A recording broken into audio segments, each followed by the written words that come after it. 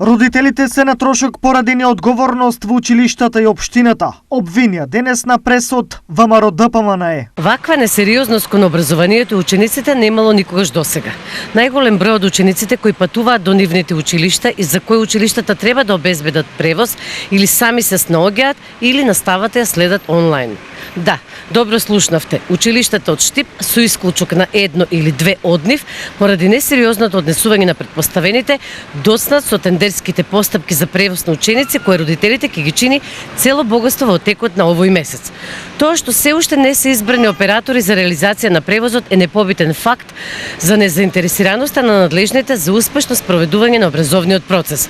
Односно, во време на пандемија, кога голем број од родителите остануваат без работни места, ќе бидат обременети со дополнителен трошок за транспорт на децата. Нема неодговорност. Туку во прашање се законски процедури кои за ВМРО ДПМНЕ се очигледно непозната работа, возвратија од општина Штип. Заврши времето на ВМРО ДПМНЕ кога во 4 очи се склучуваа договори за транспорт на ученици од други градови со цел да профитираат одредени поединци.